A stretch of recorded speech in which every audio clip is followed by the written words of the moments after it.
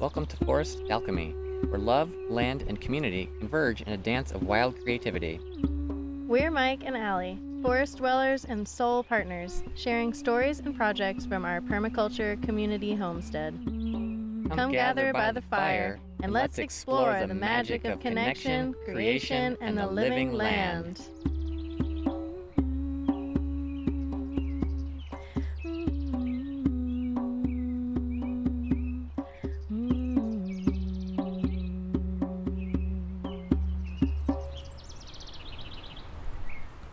Hello. Hello, welcome to episode 2. Woohoo. We got some pretty good feedback on episode 1, so we're feeling pretty good. Sitting here recording the next one. We got all the stuff worked out to get published on all the major podcast sharing apps. Which is honestly easier than I thought it was going to be. Yeah, it took a minute to get the YouTube one going. That was the trickiest one. And Spotify, we just had to wait for them to approve it. Yeah, so if you're thinking about starting a podcast, it's easier than you think. Maybe. I don't know how easy you think it is, but... Yeah, we just do it. Yeah, we set up on Podbean, and then that pushes it out to all the major providers. And saves us some time, so we can focus more on doing this rather than the tech side of it. Yes. Yeah, and so we've been kind of thinking about kind of the format of the podcast and thinking we'll just kind of take you through what we are doing in that time. So you kind of like get to go through a year in a homestead. Yeah. Many years. Yeah, many years. You get to see the evolution and as we're building and growing and literally building. Yeah, and speaking of growing, I love this time of year, and I'm walking around and like seeing all the things coming back. Oh my gosh, yeah. Like, we've got all those varieties of mint next to the house, the stuff coming back up in the orchard, our currant bushes and gooseberries that we transplanted here from the old house. We thought they died because after we transplanted them here in like July, they just kind of like fizzled out and they just look like sticks in the ground. I'm like, well, shit, they didn't get watered, and now... Yeah, they got neglected. Because we weren't here yet. Yeah, our plants moved here a few months before we did. But come spring, everything leafed out, and everything's looking good. Everything that we moved over made it, and that feels really good. Plants are very resilient. They're way more resilient than I think they're going to be, and I think maybe that says something about humans too. Maybe we're more resilient. Yeah, I'm curious. I think we are. I'm curious to see that. So Keith brought us over our neighbor, some different types of mint, some more types of mint that we didn't have, and gave them to us to plant. And we just kind of like set them in a bucket with the marshmallow root that we still have to, or with the marshmallow that we still have to plant that's starting to leaf out. But it's sitting in that bucket on top of the dirt, bare roots. So I'm really curious to see if we plant that, if that's still I mean, it's like leafing out in the bucket, so if it's no, the marshmallow root's leafing out. The mint's not. The mint's not. We'll see. Yeah, we'll see how it does. But mint's pretty tough stuff, but so we'll see. It's tough. And also at the beginning of the year, our first tip camp reservations are starting to roll in. Yes. Which is feeling really good because right now we've been thinking about like new and different ways to bring in an income, because a lot of what we do, we're doing for ourselves here, and then we go out and teach, and usually teaching at, like, currently it gets us into a festival and maybe gets us a couple meals. And with Pyro, we're managing Illumination Station workshop crew. Pyro is a music festival here in Michigan, so they also give us gas money and a small manager stipend, so that's a thing. But we still have bills to pay, so we've been working on increasing our revenue streams while still allowing us to homeschool our kids and do the homesteading lifestyle versus just going out and working a 9 to 5 somewhere else and being too tired to do this. Yeah, one of the struggles in the community that I started down in Bangor was that we had a very small membership fee that you needed to to put into community so that we could pay the bills there. But it was just enough to get by as a community, but also just enough to where people had to go somewhere to work. So that was a struggle, was that we really needed a community business to keep people in community or like on the homestead, because when people have to go somewhere else to work, then you just don't have as much energy for your homestead. So that was a big priority for this community, was doing what we can to keep all of our energy here, which is important also just in terms of parenting too, like with homeschooling. Yeah, versus having the school raise your kids and other kids raise your kids. Like when your kid's at school more than you're at home, they're raising each other more than, so they're having a pretty big influence. Mm-hmm. It's not necessarily, or not often, the influence that we want. Yeah. So that's a big value of ours, is being able to stay here, keep our energy here in the homestead. So those of you that aren't familiar with Hip Camp, I promise we're not sponsored by Hip Camp. But Hip Camp, if you're listening and you'd like to sponsor. Yeah. Oh man, that'd be awesome. That'd be great. So Hip Camp is basically like the Airbnb of camping. So at our old house and at here, we open our woods as basically a campground. And right now we don't have any kind of toilet or running water or anything set up, and people just come and pitch a tent. Well, we do have, so we've got a spigot on the outside of the house that's got water, and we do offer that to people if they need to refill water. Yes. But we don't have a toilet, so people, I don't know if they probably either go in the woods or go to one of the nearby gas stations. Mm-hmm. But a project this week that we have for that is we picked up an old porta potty off the side of the road. Ground score. And fortunately, all the gross bits from the porta potty were already removed by somebody. Yeah, it was just a nice shell. Yeah, so we didn't need that part because we're going to build in a base inside it for a composting toilet. Mm-hmm. Which, it's another one of those composting things. So like I say, everybody's like, how do you deal with waste? But to us, waste is future soil. Mm-hmm. So that's the good stuff. So yeah, we're going to be turning other people's waste into soil, and it's called humanure. And basically we'll have a bag of wood chips mixed with biochar in the porta potty. So you basically go in there and you do your business, and then you take a cup full of wood chips and you cover it back up, or you cover it up with the wood chips, and then once the container's full, it's taken out. Sets for a couple of years to make sure any potential pathogens are dead, and then you can go like use it in your orchards, like bury it under the ground. You don't want to use it like on. You could, but most people like just don't feel comfortable using it around like near like you're in your garden. I have a question with that, because I don't understand. I'm always trying to understand the why of everything. So why is that different than, say, like rabbit poop, which is ready to use immediately and you can put it on your plants? What is the difference? Like, why do you have to wait with humanure? Because humans, human poo can have pathogens in it. It's the fecal coli, and rabbits can't. From my understanding, and I think it's because of our diet. So like that's why like the vegetarian animals, their poo's ready to use. Like rabbits you can use right away, alpaca you can use right away. Okay. But like chickens that eat anything, you need to compost that because it's too hot and it can have bad bacteria in it. Oh, and is it hot? Is the reason it's hot because of the more bacteria? All the nitrogen. There's more nitrogen in it. Okay, that makes sense. Yeah, so that's one of our projects this week on our to-do list. Now that Hip Camp is, we like to procrastinate until we really need to do the thing, and we've been trying to do this compost toilet, but we didn't need it yet. So now we have bookings flowing in, and we're like, you know what? Maybe now's the time. Yeah. This is the week. Yeah, this is how it works in ADHD world. You got to wait. You know the thing is there, but you don't have the drive to do it until the moment you need it. And then the panic monster is there, and you get the thing done. Yeah, panic monster is a big motivator around here. Yeah.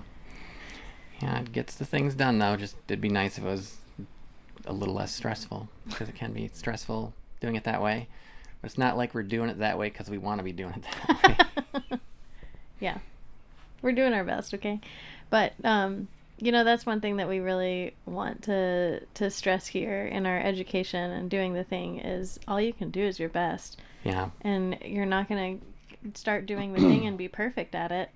I think one thing that scares people away from this lifestyle is it feels very all or nothing. Like, oh, I got to quit my job and start making my own granola and making sourdough bread and doing all this stuff, when really it's can be one little step at a time, and you just do your best, do the next best thing. Yeah. So I started working on our house in New Era in 2015, and initially my focus was on the house, like getting the house livable. But thinking back, like I always wished. Now I'm glad I don't care, because we're not there anymore. But I'd wished that I'd planted trees, like from the very beginning, because like we were there 9 years, and in those 9 years, like we could have started having fruit on the trees that we had planted, but we didn't until the house got more livable, and then we had to like prep the whole field. Was filled with sumacs, so we had to work on like making space, taking out sumacs and making space. So it wasn't until 2021 that we planted trees. And I'm like, oh no, we're like behind on trees, so we got to plant all the trees now. So we ordered, oh man, it was a lot of like 20, 30 trees and bushes. And Josh and the boys and I, we mixed up. We got a bunch of biochar ready and mixed in with some like compost and soil amendments, because it's just sand out there. Like normally you don't want to put too much in the hole with trees, but we needed the soil to be able to hold moisture, and it still needed watering. So we put all these trees in at once, and then we're left with that many trees to manage at once. So we ended up losing a bunch of the trees because it was really hard keeping up with, because we had to like fill a barrel with water repeated times, and Josh would like bring the trailer up on the lawnmower, and with the barrel that I'd attached a hose to, and he'd fill that up and he'd go out and water the trees. But it was hard like doing as regularly as we should, so we lost a bunch of the trees. And I've since heard people talking about, it's best just to start with a few trees at a time, so that they can get established, and then you go to the next trees. But I just had this sense of urgency that like, oh, I hadn't planted trees already, and the saying, the best time to plant the trees was 10 years ago. So we were trying to play catch up on the years that we hadn't planted trees. Yeah, but the best time to do anything is when you can see it through, and that's like a big lesson in homesteading. Like even like with getting animals, it's like, it's very easy to get overwhelmed with animals because they call it chicken math, right? Yeah. Oh man, I've been in chicken math troubles before. You think, oh, I think I'm gonna get some chickens, and 5 chickens turns into 50 chickens real fast. Oh, I forgot which is very you gotta start small. You gotta take a little bite at a time so you don't get overwhelmed. Oh, our listeners will appreciate another ADHD homesteading tale, and that we started getting chickens and ducks in 2020, but we didn't yet have chicken and duck housing. But in my mind, I was like, okay, we'll get the chickens and ducks, and then they're going to be in the brooders on the porch for a month, and while they're in the brooder on the porch for a month, we can build the housing, and then... This is before me. This is before Nally. And we'll build the housing while they're growing up and before they can go outside. So that was in April. I think it was December before we finally moved them off the porch. And they had been full grown for months by this point. So they free ranged. So in the morning we'd go open the porch door, and everybody and remove make an opening in their brooders, and everybody'd like, it was a sight to see. I wish I'd got more video of it, like just all these chickens and ducks flowing out of the door and down the steps out of our porch. And then at nighttime, the chickens would all be gathered. If we weren't home when sun started setting, we'd come home to chickens all like in the bushes and on the windowsill, just waiting to come back into our porch. And as you can imagine, the porch was a horrible, awful chicken dust mess. If you've ever had chickens and chicken dust, this was the existence of our porch for several months. until it was now too cold to actually build a chicken coop. So then they stayed in the garage. So I just made like a chicken coop out of pallets in the garage, and then they stayed in the garage for another year before we finally built a chicken coop. So yeah, you gotta don't assume that don't take on a task and assume that you're gonna get the important part done partway through. Like get prepared before you get the animals. But if you're anything like any of our children, you will hear that advice and still not do it. You have to experience it for yourself. Yeah. Yeah, and I'm glad we had the chickens. Like, if I'd have waited till I built a chicken coop, like, maybe that would have inspired me to build a chicken coop quicker, or maybe we just wouldn't have ended up having chickens. And, like, that was, the boys really loved that experience, having the chickens and ducks, and that was the summer that River and Em, they were staying in their camper vans, right by the house, and they got to, them and their kids got to experience having chickens and ducks outside, and occasionally a chicken would hop up into their camper, and they love that. So I'm glad that we got to share that with them. It's fun to have animals. It really is. I love watching the kids grow up with animals. We've got ducklings right now, and it's been wild. Like, the girls getting to, they go to their dad's for a week, and then they come to our house for a week, and just in a week they come back and the ducks have like doubled in size. Oh, ducks grow so fast. They grow so fast, and so it's really cute getting to see them experience animals growing. And yeah, it's just like a fun unschooling thing. Yeah, for sure. Yeah, and it's an experience like most kids don't get these days. No. And that's another thing that I love about this lifestyle, is our kids get to experience so much more. Our kids have such a connection with food because they started it from seed and got to go out and harvest it. Like, I remember the boys, when we started drinking smoothies in the morning, like, greens were one of the things we put in the smoothies, and they were so excited to run out to the garden and harvest greens to bring in and put in a smoothie. And then they just be out there like munching on things, and it's so great. And this year we got to go help Peter and Keith with their honey harvest. So the boys came home as we were in the process of that, and they got to come over and like see us like cutting the caps off the frames, and then spinning the hives, and extracting the honey, and getting to taste the fresh out of the hive honeycomb. Like, I'm so glad they got to experience that. And even though the girls weren't here, they still are so excited to use that honey, because they're like, oh, this is the honey that you helped make. And I'm like, well, no, I didn't actually make it at all. The bees made it, but we did help harvest it, and it's like exciting for them. And another thing I noticed too is kids are so much more excited to eat a vegetable that they've grown. And just like I always try and involve the kids in cooking too.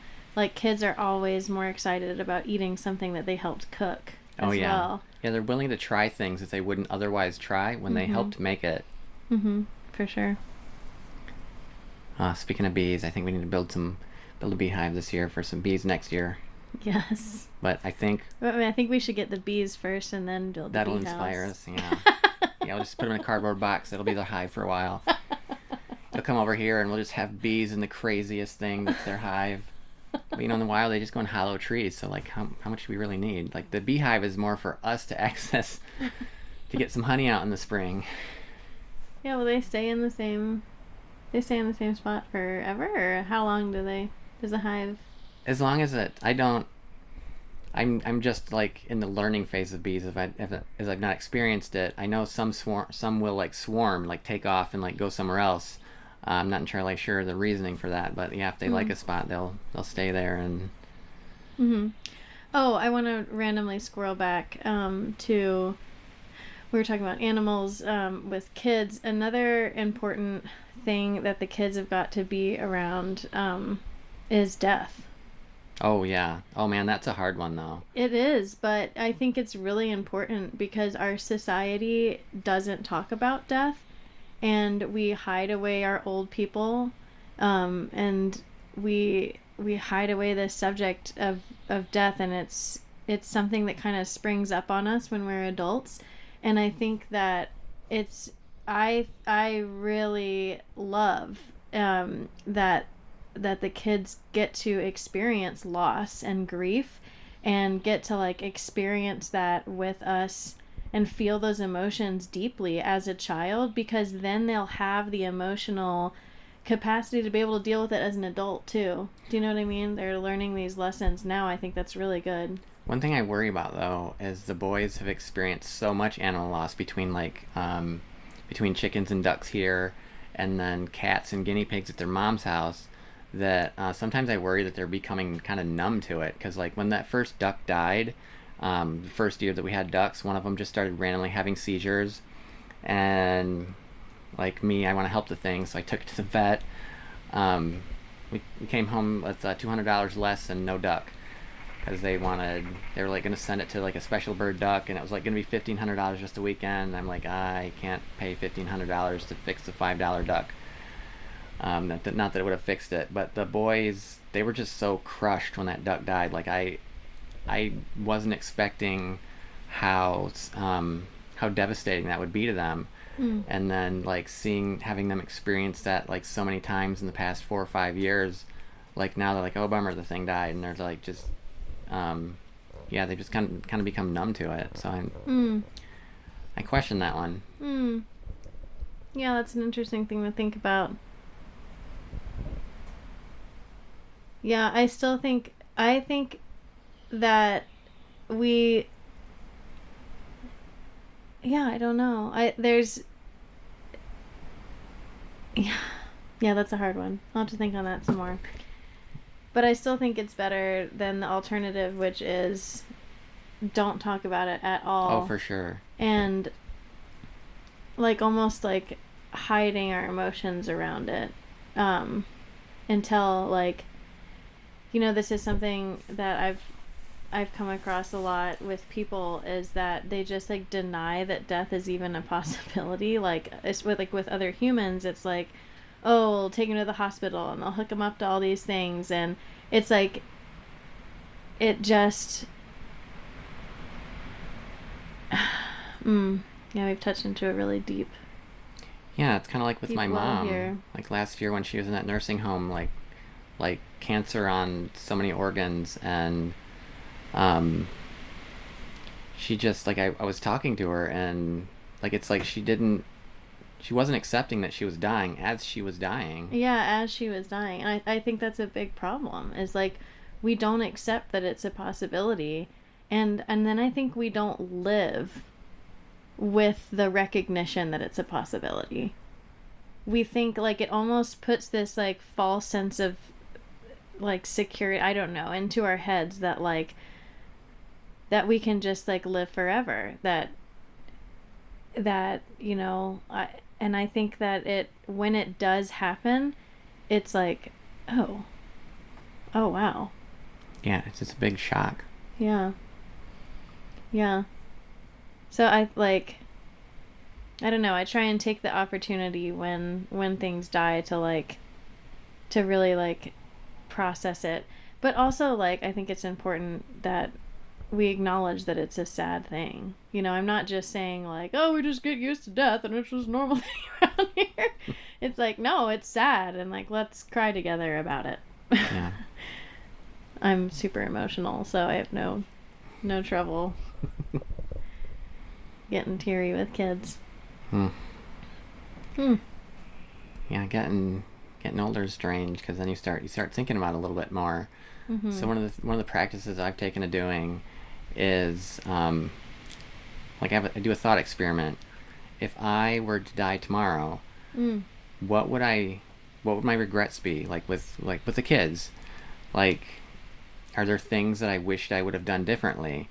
And then I take that and I try and live that now, so that my goal now is to not have regrets, like live the life now, connect the way I want to connect now. So that way, like if I died or somebody else died, like I would obviously miss them, or they would miss me, but I wouldn't have all these like, oh well, I shoulda. Yeah, Yeah, that just reminds me of, I was really, sometimes when you're listening to music and you've listened to the same song over and over and over again, but that one time you listen to the lyrics and it just hits you. Oh, yeah. Yeah, and so there was a Wookiefoot song that played the other day that's like, people say, live like today's your last, but I say, live like it's your first, it's my first day. And I really got to thinking about that, of like, like, what is it like? To me, that's living with this like sense of like joy and wonder. Joy and wonder. Like, I love watching a baby discover things and just like, oh my gosh, and like even just like looking at a leaf, like it's the first time you've ever looked at that leaf. Like, oh, that gives me goosebumps. Like, yeah, I do want to live like that instead of like living like today's your last. I feel like that day would be sad. Yeah. Yeah. I don't want to live like today's my last day. I want to live like today's my first day, like my birthday. Like my birthday. Yeah. Like, how can we find even more like amazement, and because this is a really beautiful world that we live in. I have an amazing thing for you right now as we're sitting here doing this podcast. I just looked over at the cooler next to us, and those are the biggest spruce tips I've ever seen. They're like legitimately like 3 inches long, and they're still like nice tight cluster of spruce tips. Yeah. So I think we're going to have to taste test those here in a little bit. Those of you who haven't tasted spruce tips, they're very delicious, I think. Yeah, it's this tart, lemony. Earthy, citrusy. And kind of like you're munching on a Christmas tree. But I love that in like a good way. Yeah, they're like tender and yeah. Yeah, so one thing I love to do with them is, I've done this a couple times, is put them in honey. Have I told you about that? When you put them in honey, they absorb all that flavor, and spruce tips have a really high vitamin C content, and so it's also then medicinal honey that's super delicious. And one thing I want to try that I've never tried before is making spruce tip soda. Oh, yeah, I want to try that. And spruce tip kombucha would also be good. Yeah, I've got some spruce tips I harvested, I don't know, probably 4 years ago, and some lilac flowers that I harvested and then put in the freezer because I didn't have time at the moment I harvested them to try making a kombucha flavor with them. So they've just been sitting in the freezer. And one of the other problems, no, it wasn't time. It was to do that. It was that I'd stopped having time to make kombucha. So like pretty regularly for like 4 years straight, I made a batch of kombucha every 2 weeks, and I stayed on that. And then sometime in 2020, I fell off of it, and I haven't been able to get back on since. Like, I've tried multiple times to start a batch of kombucha, and I always miss it, and it goes to vinegar, and I'm like, okay, well, I guess I gotta pour some out and make some new. And I just haven't gotten back to it. But that's, thing I need to do. Yeah, we're gonna get back on that. So yeah, part of, for me, it's not so much try and make a bunch more money as it is save money. It's like when you, if you're gonna get solar installed on your house, the first thing you try and do is figure out your energy usage and cut your energy usage. Like, figure out what energy you're wasting so that you don't need a huge solar system. That's our solar energy system. So you just have the size that you need and you cut out the waste. So for me, it's the same with money. Like, cut out the expenses that we really don't need to be spending money on so we don't have to make as much. So like for us, kombucha is one of those things because both of us love kombucha, and that's kind of the treaty thing we buy for ourselves. But I really want to get back to making it so that it can be a thing that an area where we save money. Save money and also potentially make money. We're talking about starting a CSA. Oh, yeah. And that would be something that we could include in a CSA basket. Yeah. For a while I was looking into, I was selling kombucha to friends, and I looked into like what would it take for me to actually sell kombucha, because like I was making good quantities of it, and a lot of people said that I had really great flavors. I had people tell me that they liked my kombucha when they didn't like any other kombuchas they'd had. But I looked into it, and it actually is excluded under Michigan's cottage law, like anything fermented. And with kombucha, there's often a lot of testing that needs to be done, like they test alcohol content, because in making kombucha, first it converts it to alcohol, and then very rapidly, like there's not a point where there's like a high alcohol, because the acetic acid eats the alcohol to convert it to acetic and lactic acids. I probably just botched that description up, but we'll do the kombucha episode in the future.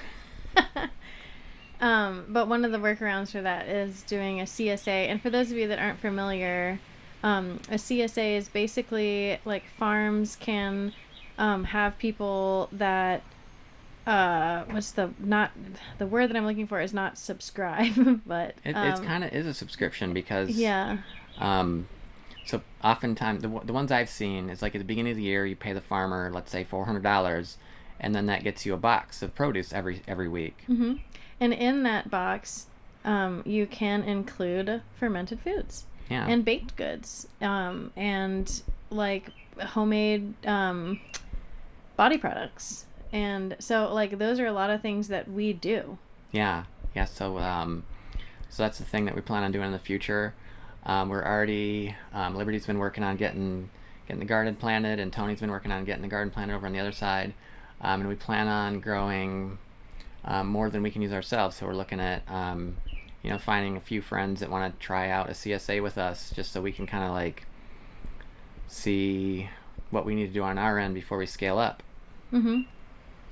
Yeah, and I like one of my passions. I love growing food, but one of my favorite things when it comes to homesteading is preserving food. Yeah, whether same. It's canning or fermenting. That's where my passion really lies. So I'm excited for the abundance of cabbage that we're going to have, so that we can ferment it. Love making some crouchy. And I'm also excited for the peppers that we're going to be planting in the greenhouse, because my favorite thing to ferment is hot sauce. So if you like spicy stuff, that it is like I'll go ahead and say it, I'm addicted to hot sauce. I have to have it on every meal. I blow through it so fast. I forget how quickly you went. When we make hot sauce, we'll often have like multiple half-gallon containers of it, and we timed it one time, and I think you went through a half a gallon in like 2 weeks. Oh my gosh, it's so bad, but it's just so delicious.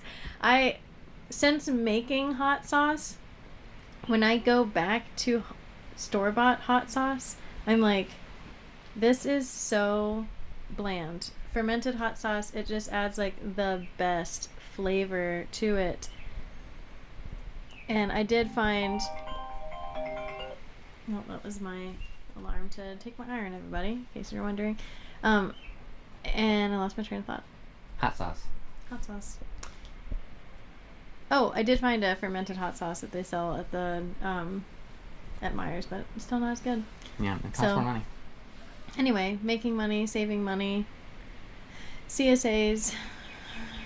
So we also host workshops, like all these things that you hear us talking about, that like composting and fermentation. These are all things that we do workshops on.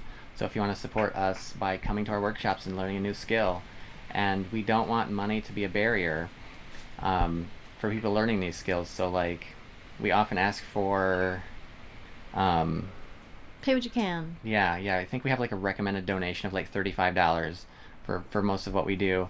And for people that can afford a little bit more, throw a little bit more to help kind of balance, so people who don't have as much or any can still come to these workshops, because we don't feel like knowledge should be locked up behind a paywall. So like we still want to share this knowledge, even if people are limited in funds. Right. And another way that we try and get really creative with energy exchange, and so money is a great way to support with energy exchange, but we also love bartering, which is again another really great way to save money, is by being able to barter with other people. So we can like trade goods. And not only goods, but work. We've got a lot of things to do here, and more hands that are here to help us do the things, the quicker it goes. Right, which saves time, which saves money. Yeah. So like, it's good to get creative, and especially like again, I think that's one of the challenges that people have with like leaving the system and leaving their jobs in which they get this regular paycheck. Like it can feel scary to step into this reality in which we don't have a regular paycheck, but it's allowed us to get creative. Yeah. Yeah, and another avenue that we're looking at for bringing in income is with this podcast. Like we would love to find some sponsors who are in alignment with our values and kind of on the kind of in line with the things that we talk about. If we can't find that, we're bouncing around the idea of just letting the I think it's Podbean put some ads, insert some ads in there just to bring in a little bit more income for us. Mm-hmm. But if anybody out there wants to sponsor this, we would love to talk and share your information. Yeah, we're all just trying to make ends meet, you know. Yeah. Another thing we're gonna with this podcast, speaking of this podcast, is we're looking at some authors we want to talk to of the books we've been reading, but we really want to focus on like our local community, like that not just where we live, but outside of our community. So we're planning on talking to some farmers. Who else were we talking about? Oh, there's so many people. Yeah, like one of the things that makes Mike and I a power couple is that we're both really good at making friends. We love to make friends everywhere we go. And we always joke, but it's not a joke, it's true, that we are the mycelium of the forest. Yeah. And so we love connecting with people. And even when we weren't together, coming together now, we now have this like large web of really amazing friends that are doing really amazing things. And we want to support our friends and what they're doing. So we want to share what our friends are doing. So we're gonna we want to like raise each other up. And this is something that's really, really important to me. Is I notice so much that that we have this very competitive nature in this society, and I think that puts a lot of focus on like us and me, and I need to promote me, and I need to like do this stuff for me and my business. And I think that even when it's like not intentional, it kind of bleeds into like the small businesses too. And I think that sometimes we can feel like we're competitors. And so something that I really try and focus on is like helping each other out. I think that is another way to beat the system and to beat like the corporations, is that we really need to focus on like how can we raise each other up. So that's one thing that we'd really like to promote here too. And whenever I have friends that I meet that have small businesses, I'm always trying to do what I can to blast it out there, because like y'all know how the algorithms work, and yeah, I'm not a fan. Right, but we've got to like help each other out. So when you see something that you really align with, like share it. Yeah, and if it's something your friend's doing, like your friend's businesses, like share your friend's businesses. Even if you can't buy something from your friend, you can still share them with other people, because some of those other people might buy something from them. Yeah, exactly.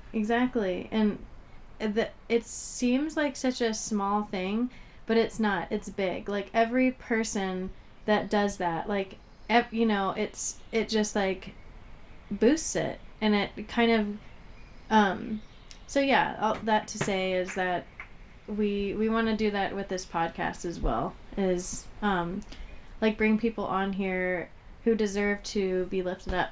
Yeah. So if you want to, or if you know somebody who wants to come on our podcast and like just sit and have a conversation with us, we share with the world. Mm-hmm. Obviously, it's very chill. It's going to be very similar to these podcasts that we do. That it's no questions, no formality. It's just going to be, let's sit down and have a chat. Yeah. Before we do these podcasts, we like sat here for 5 minutes and we're like, okay, what's a couple things that we want to start talking about, and then it just kind of flows. Yeah, and we haven't even gotten to some of those things yet, and that's okay.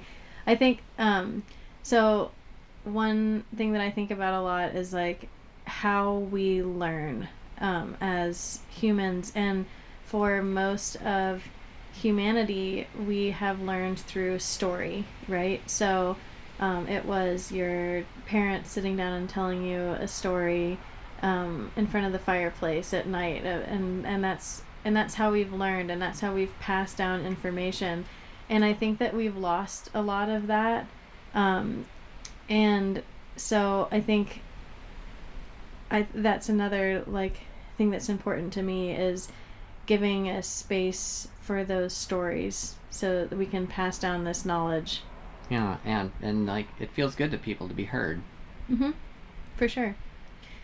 So talking about the things that we were going to talk about on this podcast reminded me of one of those topics, which was the storm. Oh yeah, I'm glad you remembered. Storm preparedness. Because as you're saying the things, you're like, oh yeah, there's still other things we've got to talk about, and I'm like, wait, what? What were the other things? I don't remember. I hope you remember. That was one. There could be more. I don't know, but yeah, wherever you're listening from, listeners, don't know if you guys have experienced the storminess that we did, but we had a tornado close-ish. Well, we had they thought there was a tornado close-ish. They issued a tornado warning for our county, and then the weather app that I used to look at the radar, like the animated radar, when I opened it up, it said tornado warning, Montague, Michigan, and we were thinking that there was a tornado near us, so we ran next door and went and hid in Peter and Pete's root cellar. But apparently, this app, if you're in the county, it's going to tell you that there's a tornado warning in your town name. So not going to rely on that particular app anymore for warnings. But so far this year, Michigan has had 25 tornadoes, which is double the average. So like a lot of people lost power, and it gets us to thinking about preparedness. And so we're kind of talking about how we might be prepared. And food is something that often comes up. If you lose power, a lot of people are going to lose what's in their fridge. And here we've got a standard upright fridge, but we also have a chest fridge, which was a chest freezer that I plugged into a temperature controller so that it keeps it at refrigerator temperatures. And since the door opens on top instead of opening from the front, it stays cold a lot longer, and it takes way less energy to power. So I think when I put a kilowatt meter on there that tells you how much power an appliance is using, the chest fridge used in 1 year, the amount of power that the other fridge uses in a month. Oh wow. Can you explain in more detail how you turned the freezer into the fridge? Yeah, so I got a controller that it's got 2 plugs on it. You plug it into the wall. It's this box, and it's got 2 plugs on it. One is for if you want to power a heater or something that warms, and one is for something that cools. And then you go into settings and you tell it when you want to kick on, and when you want it to kick off. And you can set alarms on it too, so that way if it gets out of that temperature range, the alarms will go off to let you know, which has saved my ass a couple of times. When there's like a failure in, I think one time there's a failure with the temperature probe. So connected to it, there's a probe on a wire that just goes into the fridge, and I put it like halfway down the chest fridge that can send the temperature information to the controller, and then the freezer is just plugged into the cooling outlet on that, so it cycles it on and off, so that it stays within a refrigerator temperature. And this is pretty accurate controller, so you can like do it to a 1/10 of a degree. So I think the low cutoff is like just a couple of degrees above freezing, and then I forget what the high cutoff is, but it keeps it nice and cold. And where did you get this temperature controller? I just got that one on Amazon. But that's so it's a temperature controller for, like, specifically for what you're using it for, or? I'm not sure what other people use them for. And I've used them for controlling heat. Like I've got another one that I use for controlling a heater. To when I was incubating eggs, the house was colder, or or was cooler because I like keep the house like closer to 60 in the winter. But when we have an incubator, the incubator is insulated in a way that's expecting the house to be in like the 70s. So I was having temperature problems in the incubator, so I put it in a closet and I stuck a heater in there on one of these controllers. So like and so that kept it cool enough. Yeah, so like, it would turn off. So it turns off the appliance or turns on the appliance. Yep, just through the plug. So if it's an appliance that like it's digital controllers, it might not work as well, but anything that's got like a basic analog switch. As you can tell, Mike is the mechanical person in this relationship. My brain doesn't quite work like this. And there's other versions of this one that people use for they have like a reptile enclosure, and they need to like control the heat in the reptile controller. They'll like use this style of thing. This one's a little bit more advanced than you'd use for that, but I'm not actually sure off the top of my head what other people use them for. But it so yeah, we have our regular fridge, and then we have that chest fridge, and then we also have a chest freezer. Yeah, it lives in the garage currently because we are in a tiny house. Yes, but the chest fridge that we have, if the power went out for long stretches of time, it would stay cool for a lot longer. Yeah, it'd stay cool for a lot longer. And one thing that we still want to get is like kind of a battery pack that's solar powered that can give you something to charge your phones. But if size big enough, you'd also be able to run this freezer on it, or the chest fridge, because it draws less energy than an upright. Yeah, but an upright would be too much. Yeah. To be able to run off of this. So that's something. And is that like a long-term solution? Like if you lost power forever, you'd still be able to use it? Yeah, this is something you could do on solar. Okay. Interesting. Yeah, and then at the old house we had the heat pump water heater too, which uses a lot less energy and could have been powered with like if you had a decent sized solar array on your house, that this water heater could have been run on that too. And I'm guessing then it could also be used with like, I don't know, wind turbine. Depends on how big the capacity of it. Like a lot of them are like other besides solar, like in an off-grid scenario. Yeah. If you don't have solar. It's been probably a decade and a half since I've looked into wind, which honestly I want to get back into. I had some ideas for some wind turbines. It depends on the sizing of the wind turbine. That's the same with solar. Yeah, I've heard solar can be challenging in different areas of the country, and that it can be challenging in Michigan. Yeah, we don't get... they say that we have more cloudy days in Seattle on average. And especially during the winter, we've got it's often like cloudy for like a month at a time in the winter, and then clear skies at night. Which is just interesting to me. So I was raised in Florida, and then I lived in Nashville, Tennessee for quite a while, and then in Pueblo, Colorado, which is an average of 300 sunny days a year and is pretty much a desert. So it was definitely a contrast coming from that environment to here. But it's interesting, you've brought up the Seattle thing about Michigan, and I just don't feel like, I felt like Nashville was just way less sunny, which is just so weird to me that that you say that Michigan, I feel like Michigan is like so much sunnier in the winter. It's interesting how the brain works. Well, I really started paying attention to it. So for the from the summer of 2016 to the spring of 2018, we were staying in Rockford for parts of the week. And in Rockford, that house, Keegan had converted the attached garage into a greenhouse. So on any sunny days when it's cold outside, if you open the two doors, if you open the garage door and the kitchen door so that it flows through the breezeway, that could keep the house warm. Just the heat from the greenhouse would flow into the house and keep it warm. And I just remember that that we use that quite a bit in like late fall, and then again in like late winter, early spring. But over the winter, there were very, very few days when it was sunny enough that we could actually open those doors and heat the house. Okay. Well, anything else you'd like to share before we go? I think we now have a baby waking up from his nap, so seems like perfect timing. All right.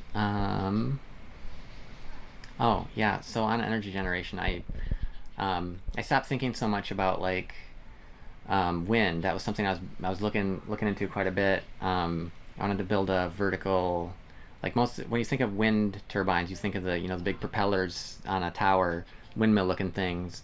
But I was looking more into the vertical. It's a VAWT. I'm blanking on the acronym. It's the ones that they're kind of like they stand up. They're like ultimately like they're a cylinder shape, and they've got like the vertical vanes, and they like spin.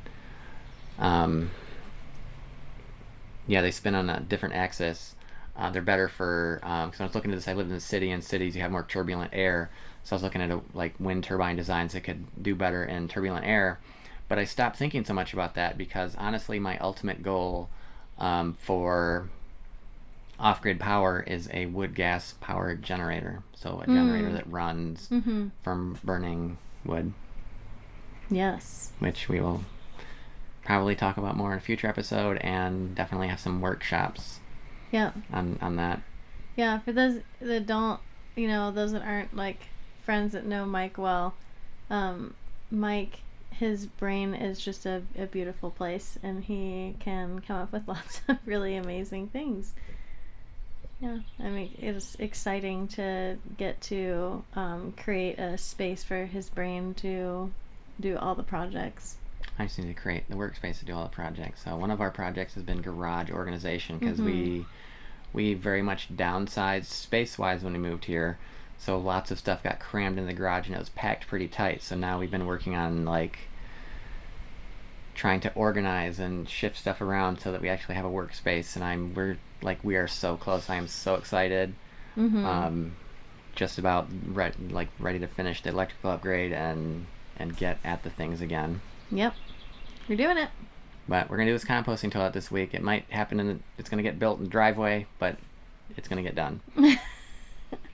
All right, well, friends, we'll catch you on the next one. Yeah, talk to you later. Toodaloo. Thanks for joining us in the forest. If you felt a spark, share this episode and leave a review. It helps grow the mycelial network. Follow our journey on Facebook and TikTok at Soulfire Forest. And until next time, stay rooted and radiant.